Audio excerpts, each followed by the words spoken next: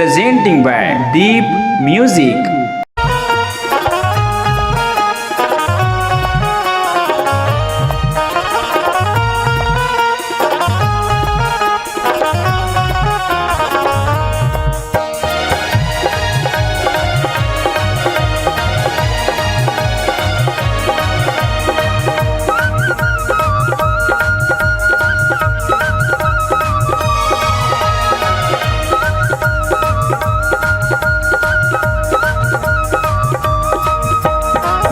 हतियाला झन कर पापी गौ हतियाला झन कर पापी नरक मजा बेरे गौ माता की सेवा कर ली तय तर जाबे रे गौ माता की सेवा कर ली तय तर जाबे रे गौ माता की सेवा कर ले तय तर जाबे रे गौ माता की सेवा कर ले तय तर जाबे रे गौ हतियाला झन कर पापी गौ हतियाला झन कर पापी नरक मजा बेरे गौ माता की सेवा कर ले तय तर जाबे रे गौ माता की सेवा कर ले तय तर जाबे रे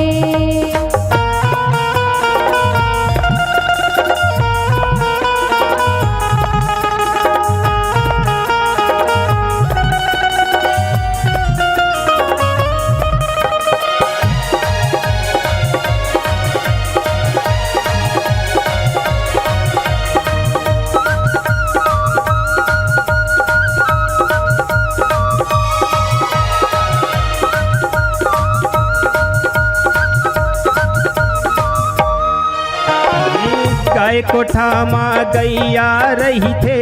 घर में लक्ष्मी समाथे ना गाय बिना ये घर कुरिया सुनना सुनना जना थे ना गाय बिना ये घर कुरिया सुनना सुनना जाना थे ना गाय कोठा माँ गैया रही थे घर में लक्ष्मी समाथे ना गाय बिना ये घर कुरिया सुनना सुनना जना थे ना गाय बिना ये घर कुरिया सुनना सुनना जाना थे ना ये गौ माता साक्षात लक्ष्मी है रे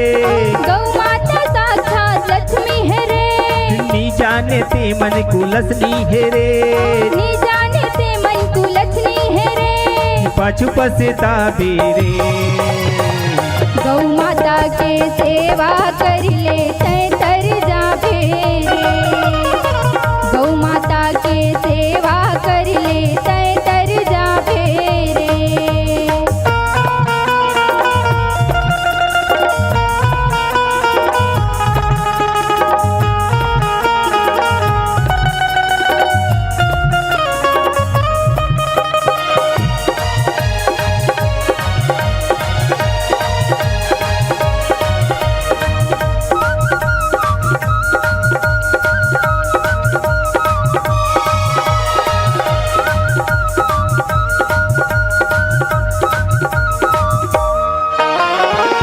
पहला माँ जब किसान मन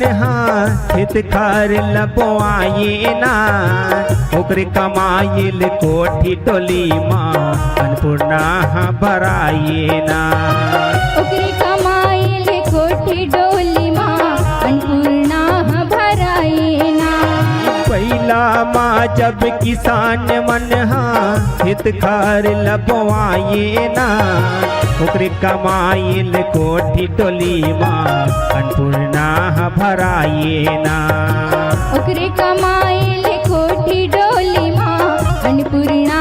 भराए ना ये छत्तीसगढ़ के धरोहर है रे छत्तीसगढ़ के धरोहर है रे मानही जे कर बरोबर है रे मानही जे कर बरोबर है रे ये झन भुला बेरे गौ माता के सेवा कर ले तय तर जाबे रे गौ माता के सेवा कर ले तय तर जाबे रे हत्याला झनकर पापी गौ हत्याला झनकर पापी नरक मजावे रे। गौ माता की सेवा कर ले तै तर जावे रे। गौ माता की सेवा कर ले तै तर जावे रे। गौ माता की सेवा कर ले तै तर जावे रे। गौ माता की सेवा कर ले तै तर जावे रे। नमस्कार दोस्तों, नए नए छत्तीसगढ़ी गाने सुनने और देखने के लिए हमारे दीप म्यूजिक चैनल को अभी सब्सक्राइब करें और बेल आइकॉन के बटन को क्लिक करें।